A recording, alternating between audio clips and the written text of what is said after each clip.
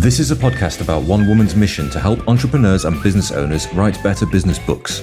Each week, we tackle your writing excuses, because there are excuses too, and help you beat the blank page of doom so that you can write the book that'll grow your life and your business. Now here's your host, Vicky Fraser. Hello and welcome to the 1000 Authors Show. I'm Vicky Fraser and this is my husband Joe. Hello. Today we are drinking spooky drinks and necking painkillers, and if you're watching the video podcast you get to see that we are kind of festively dressed up for Halloween with giant spiders on our heads. Mine's a really fancy spider.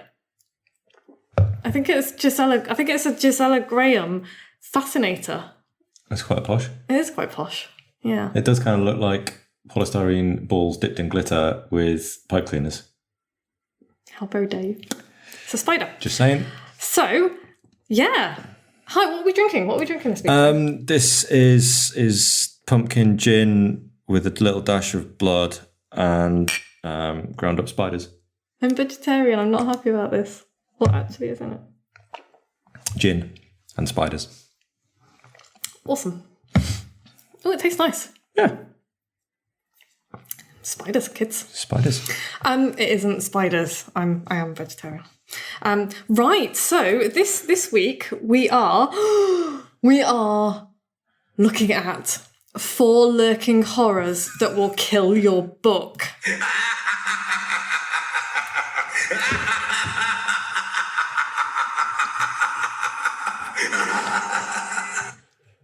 Right. Smooth. Nice. Thanks. I thought it was pretty good. Yeah, good, good. Well done. So yeah, 4 lurking horrors that will kill your book. How dare you? Smooth editing. Look, damn it, Jim. I'm not a film editor. No, you're not. So, we're talking about and before we actually dive into that, I want to talk about a couple of willful retail horror stories that I've encountered in the last few weeks. So our friend Jodie, hi Jodes, runs a beautiful little shop in Ludlow, and it's a clothes shop and a fashion shop, and it's Nice things shop. And I get a lot of my clothes from there, and Jodie helps me to not look like this. And she does all sorts of things with her shop, and the most recent thing she's done is a colour workshop. Okay. A colour workshop. Yeah. You're supposed to ask, what's a colour workshop? How does that work? Okay. What's one of them? So she randomly met this woman who works with colour. So she helps people figure out what colours look good on them. Joe's being Emperor Palpatine, by the way. Does this quite a lot. Not just on Halloween. So this woman helps people figure out what colours look good on them and what colours they can wear, and, what colours look good on different parts of their body. Really hot under here. Okay. And so Jodes did this workshop. She got this lady to come and do a workshop at the shop, and loads of people were really interested, and it went really, really well, and they're going to be doing some more of them. And it's a really good idea, because I never know what colours are going to suit me, because I really like yellow, but I think that yellow makes me look like a dead person. Looks you look pale. Thanks. But she was telling me that there's loads of other shops in Ludlow, and she suggested to a few of them, told them what she was doing, and said, we've got this great person, and she helps customers sort out colour, and she'll come and do a workshop for you. And they were just like, no, not interested. And Jones was like, why? And they're like, too much trouble, people won't be interested, blah, blah, blah, it's not going to make us any money. And that's just the dumbest thing that I have ever heard, because I know for a fact that every single person who came on Jodie's colour workshop walked out of her shop with a couple of items in colours that they now knew suited them. Mm-hmm. And it's just like, you can't, I just think that some people you can't help, So it's almost like willful business failure. Choosing beggars. Huh? Choosing beggars. Choosing beggars. Mm-hmm. People who choose to be poor. Oh. People who are offered the marvellous things. Yes. And choose not to accept. Yes. It's just crazy talk. And then I want to contrast that to the experience that I had in a bookshop that was one of the best days of my life, I think. Not the best day of my life, because that was we married you. Yeah. But one of the best days I've had, certainly in recent times, and it was a birthday present from my cousin Charlene. Hi, Charlene. Who is currently checking up Everest. Cool. Like, for real. And she bought me a reading spa at a shop called Mr. B's in Bath. And so I schlepped down to Bath for the day. I got up at 5 a.m. and schlepped down to Bath. And it was just so cool. So this is a bookshop. It's a bookshop, right? It sells books. Doesn't particularly have a niche. It's not a travel bookshop. It's not like a fancy bookshop. It's a bookshop. And one of the things that they do there is they have reading spas. And so you can buy one of these. And I don't know how much you buy it for. Obviously, it was a gift. But included in it, you get like a £55 book voucher as well to spend. But when you book it, they email you and ask you what your tastes are. What do you like to read? That kind of thing. And so you tell them. And when you get there, they bring up this pile of books for you that they've already picked out based on your answers. And you go through them. And then you have a cup of tea and They put you in a nice room upstairs, haven't nice reading room, yeah, with a fireplace and all the rest of it. And kind of they've got shelves of their favourite books and that kind of thing. And then they talk to you for like 45 minutes about what you enjoy and the books you enjoy and why you like them. And, really, and they're very knowledgeable. The people who work in this bookshop are incredibly knowledgeable. Okay. And the guy who, Henry, hi Henry. Hi, Henry. The guy who did my reading spa, they'd obviously matched me up with him based on the answers that I gave, because he was really knowledgeable about fantasy, science fiction, biography, that kind of thing. So, because I like that kind of thing. And it was just fabulous. We had this great conversation. And by the end of it, I had a pile of books almost as tall as I was. I sent you a picture, didn't I? Yes. And so I spent my voucher that was part of the reading spa, obviously on a bunch of those books, and then an extra 40 quid on top of it. And it's just an amazing business model. And it's not just because it's a good business model, because obviously I'm going to go and buy more books than probably the voucher suggests, because suddenly I can justify spending 40 quid on top of the voucher. But also because it's just a delightful thing to do for customers. It's such a good idea. And it introduced me to a load of books and authors that I would never have picked up. So that's a proper premium service, isn't it? Proper premium service. And so there are multiple ways that you can apply that in your business, no matter what your business is. So in time for Christmas, if you're struggling, but somebody reads quite a lot, then Mr. B's Reading Spa down in Bath. Yeah, it's called Mr. B's Emporium of Reading Delights. Excellent. So And that's a cracking gift. That is a cracking gift. And we're not getting any kickbacks. It's just a good thing. Not getting any kickbacks, so it's just great. But it's made me want to. I was actually researching how to open a bookshop earlier. Anyway, back to Halloween. Oh, that's a good evil laugh. So yeah, we're talking tonight about the 4 lurking horrors. The 4 lurking horrors that will kill your book. By the way, anyone who's watching the podcast, my facial expression then is because I keep getting a notification on my computer and I don't know what the fuck it is. And Joe's supposed to fix it for me. I will fix it for you. You will. But it's on a Mac, therefore I'll have to, I don't know, get a bit arty about it. Today, it being Halloween or thereabouts, 4 lurking horrors that will kill your book. We are talking about the spooks, ghouls, and monsters lurking in the shadows, waiting to destroy your book, your confidence, and maybe your reputation. You're going to have to stop that. Oh, but I'm enjoying myself. So, lurking horror. This is lurking horror number 1 that most would-be authors blunder into. Ghost readers. Ghost readers? Oh, yeah. Imaginary readers. Writing for imaginary readers or just for yourself. Okay. It's very common. Also very common in any kind of marketing writing, really. This spider leg is doing my Sweden. But yeah, the most arduous part of writing a book or any other marketing copy is actually also the most crucial part, and it's the part that most people don't bother with, and that is figuring out exactly who you're writing for and why. And there are 2 reasons why most people don't bother with this. Actually, I think 3 reasons. First of all, it really genuinely is difficult. It's not an easy thing to do. It's to do the customer avatar thing. It's actually tricky. It is actually tricky. It's not much fun either. Oh, no, it is fun. You think it's fun? Oh, yeah, because it's digging into people's heads and psychology and the reasons behind why they do things. And It feels like, to some people, it might feel like getting in the way of actually writing the book. They're thinking, I'm going to sit down, I'm going to plan my book and write it. Yeah. And what you're saying is, don't do that. Figure out who the reader is. Yeah, and I totally get that. Because if we make an analogy for decorating, it's like washing the walls with sugar soap before you paint. It's really bloody dull, but you'll get so much better finish if you do it. And that's kind of the point. And you will find writing your book easier as well if you do this groundwork to start with. This is part of the reason why books don't get finished, because they kind of tail off and you're not quite sure who you're writing it for, why you're writing it, what the point of it is. Doing this groundwork right at the beginning, that, all of those problems will go away. Fixes your problems. So yeah, 3 reasons why it happens. 1 is hard work. It is hard work. It's difficult to do. But if you pre-order my book from moxiebooks.co.uk/pre-order the book, I actually walk you through how to do it. And my beta readers were like, oh my God, this has changed everything for me. The way I walk them through it. So second reason I think that it happens is that the writer gets really overexcited and just cracks on with writing without really giving any thought to the audience. None of that procrastination nonsense. Just get in and write. Yeah. And I understand that as well. And there's kind of, I'm not pointing fingers, I'm not poking at people because I have been guilty of doing a similar thing in the past. But it's a problem because it's too late by the time you've got halfway through your book. Yes. You discover there's only 2 people in the planet who want to read it, and you're one of them, and the other one's your husband who's just being nice. Exactly. Yeah. That's mean. Third reason is that the writer is arrogant enough to think that just because they're interested in what they have to say, everybody else will be as well. All right. Crikey. Yeah, there are people out there like that. I've met some of them. So, yeah, you've got to, if you want to write a book just for you, just so that you can have a book on your shelf, go wild. I have no problem with that. But if you are writing a book because you want genuinely to help other people and you want it to help build your business, you're going to need to figure out who you're writing for. So the remedy for ghost busting ghost readers is to figure out exactly who your ideal reader is and do it before you ever put pen on paper. You'll save yourself a lot of time, effort, and money. Okay. So if you might be thinking that you are your ideal reader, because that's how I started, which is great. It's a good start. But if you're your only ideal reader, then you're going to be in big trouble. Well, you're going to spend a lot of time and effort on something that nobody reads. Except for your mum. Your mum. Yeah.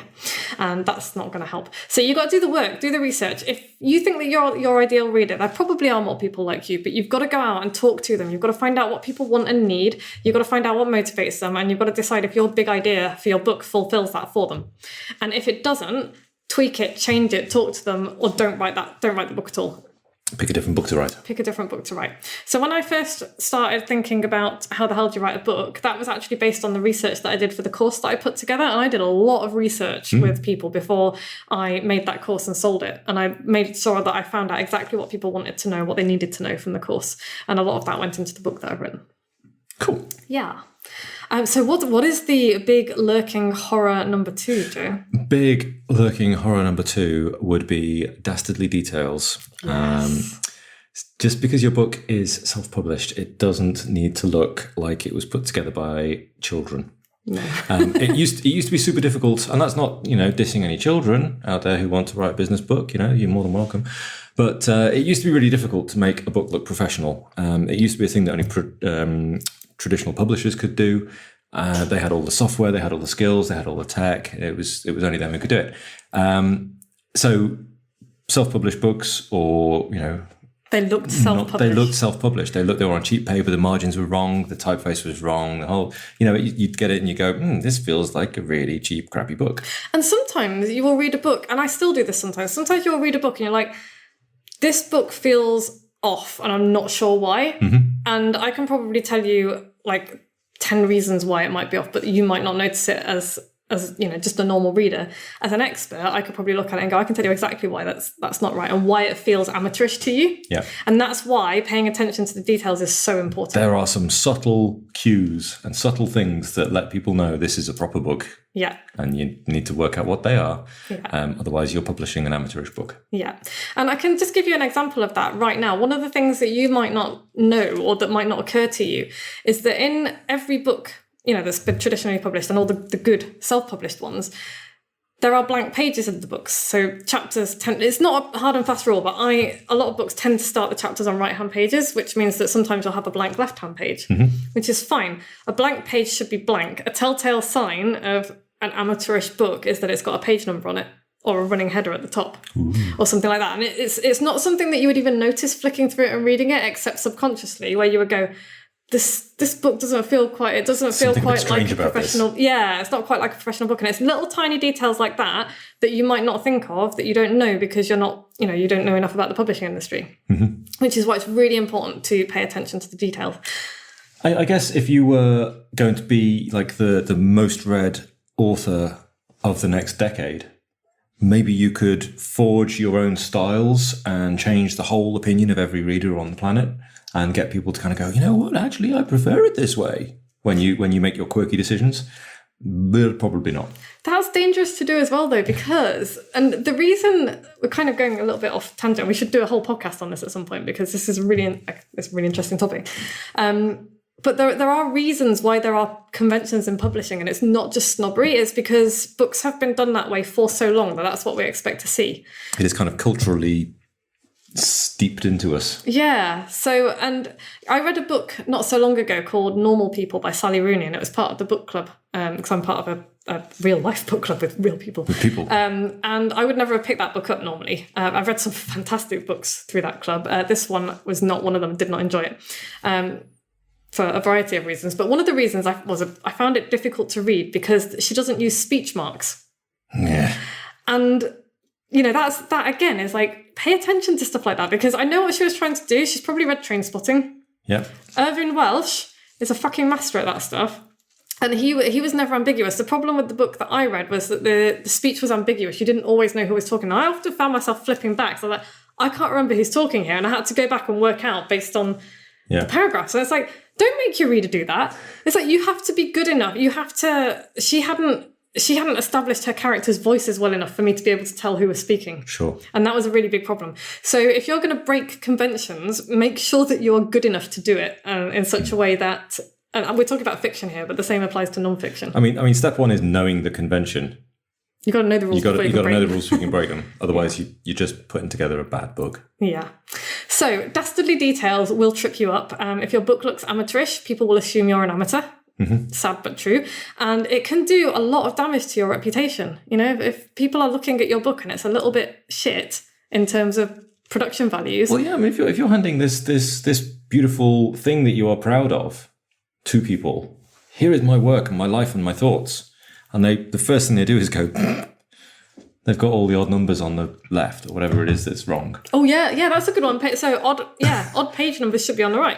Yeah, and they're just going to go... I've seen books that don't do that. It's just like... And, page numbering that starts right from the very first page. No. It needs to start from the first page, which comes after the table of contents. So, and all this stuff, by the way, you can pick up in my book. Lots of details, but you need to know.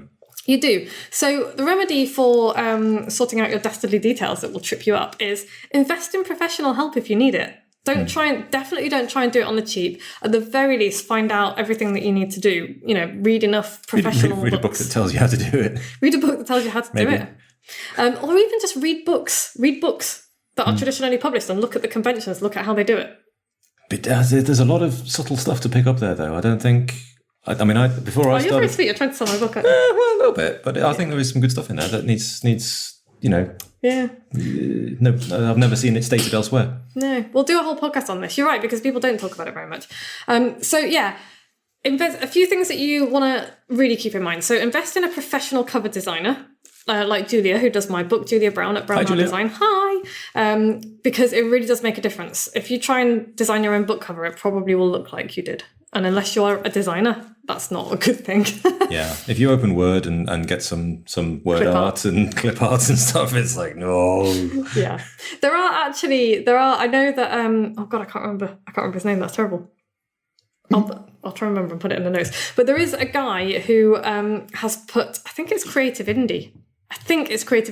And he's put together a cover design package for very simple covers that you can produce a professional looking cover yourself if you want to. That kind of thing, if you want to do it, go for it. But make sure that you are doing something like that and not just, like you said, going into word art and kind of slapping stuff together. I would really recommend getting a professional to do it. You can go high end like I do with Julia, or you can go, there are some really good people on places like Fiverr. But there are also some pretty cheap people on places like Fiverr. Yeah, just make sure you have a look and see what they've done before. Make sure you get an editor, or at the very least a proofreader. If you're going to edit your own work, that's fine. I edit my own work, but I do that for a living. If you're not comfortable doing it, get someone to help you. Invest in a professional, and at the very least get your book proofread, because nothing screams amateur like typos. It's really hard to proofread your own work because you know what you meant to say. Yeah, and that's what your brain will see. And your brain will fill it in and sort it out and put the comma in and make it make sense in your head. Yeah. Because it did when you wrote it. And even a professional proofreader probably won't catch every single thing. I've had several pairs of eyes on my new book now, and I guarantee you there'll still be stuff that slips through. I'm not talking about one or two things. People will forgive that. Even in traditionally published books, you will find I've found typos. And things, but if it's riddled with typos, if every other page has something on it that's wrong that should have been picked up by a proofreader, that's going to stick out like a siren. Beta readers, get people to beta read your book, because I cannot tell you how useful it was to get beta readers to read mine. It was fantastic. My book has changed substantially from what it started out to what it is now, and it's so much better. So beta readers are great, and you can give them perks and things. You don't pay beta readers; they do it because they want to help you, which is a fantastic thing. Yeah.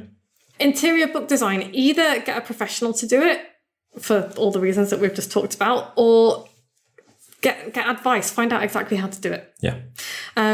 Proof copy, get a proof copy. Do not just send it to print and print 500 copies without getting a proof copy, because you never know what it's going to look like until it is in your hands. And even then, things slip through the net. And I can tell you from painful and expensive experience that it does. So check it and check it again, and download the final print checklist from my website.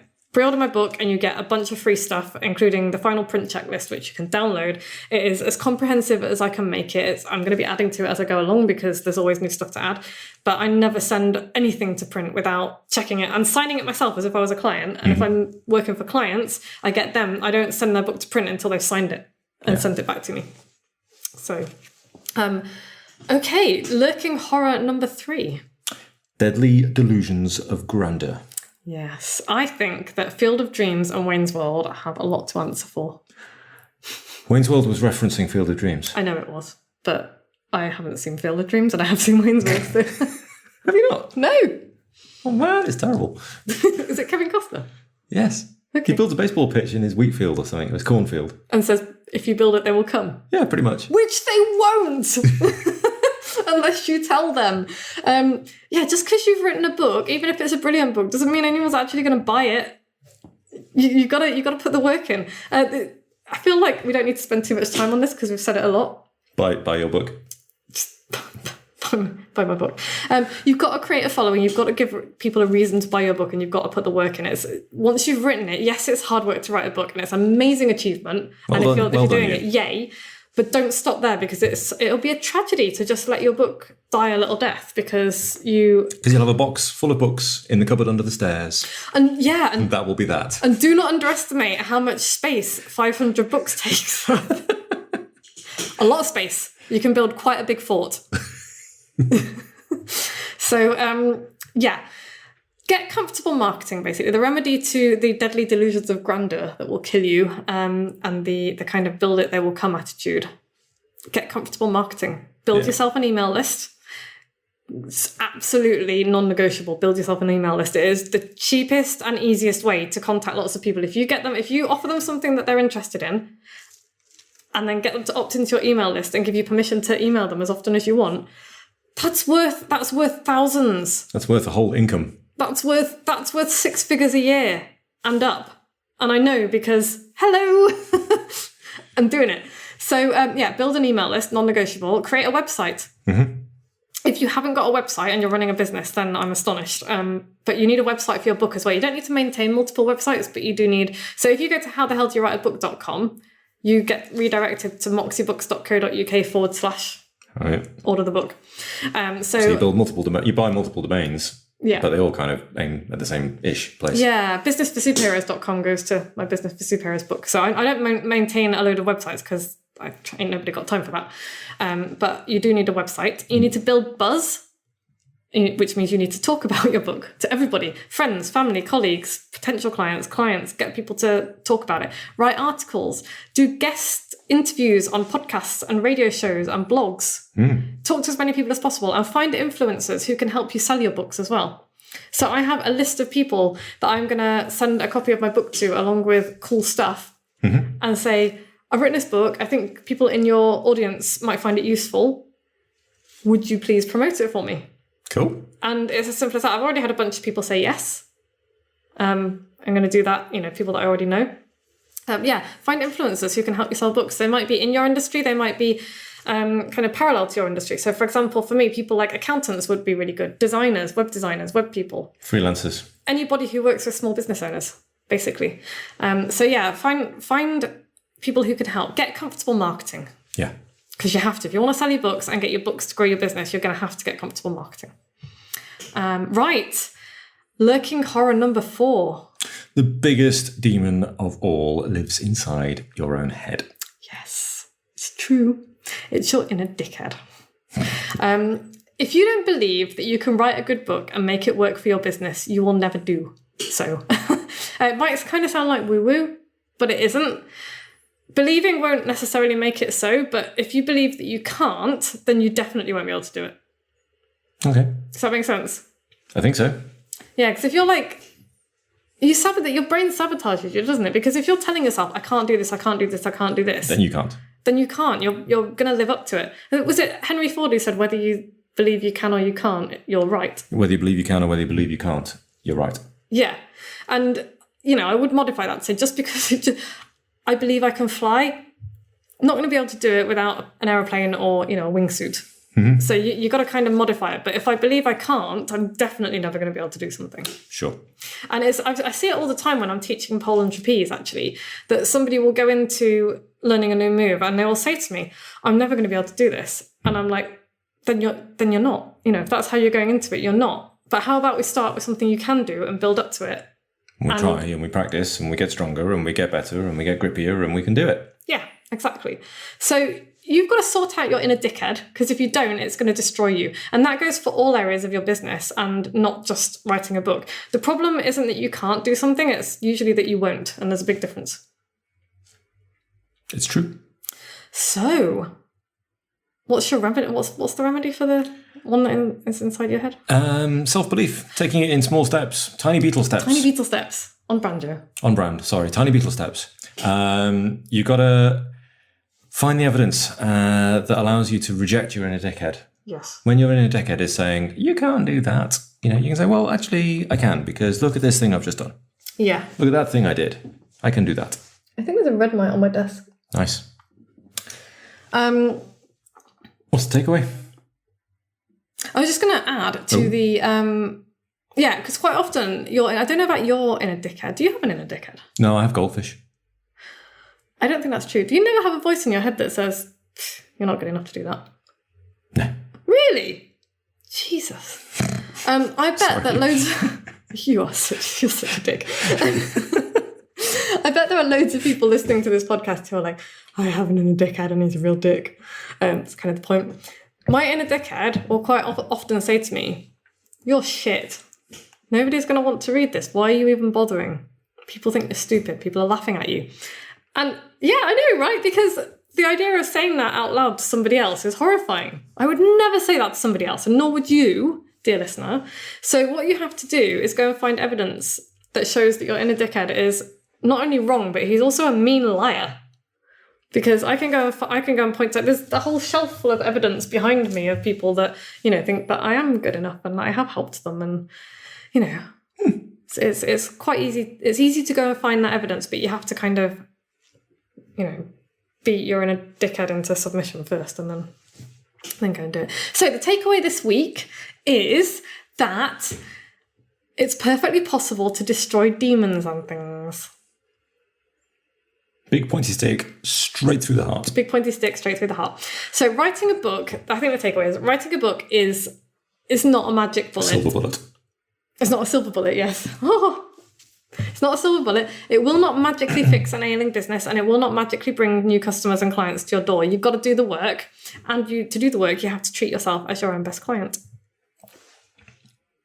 Treat yourself as your own best client? Yeah. So, would you do your best work for your clients? Of course you would. Then why wouldn't you do your best work for yourself? Yeah, cool. Which is, what I was saying before, do the groundwork. Check out who your ideal customer is. Pay attention to the details, because your readers are worth it and you're worth it. Don't assume that if you build it, they're going to come. You need to put the work in to market it, and believe that you can do it. Because you can do it. Don't just sit down and start bashing out words. No. Do the work. Do the work. So that's all for this week's Halloween episode. Excellent. We've been protected by the black cat with the horrified face. The spooky cat. The many spiders. The many spiders. The red mites, which is disappointing. If you keep chickens, you'll know what I'm on about. So next week, what's coming up next week? So what is the hardest part of writing a book? That's what we're going to... Oh, okay. Yeah. I don't know. Is it the hardest... I'm asking the question. Is this the hardest part of writing a book? Is what? Well, tune in next week and find out. Okay.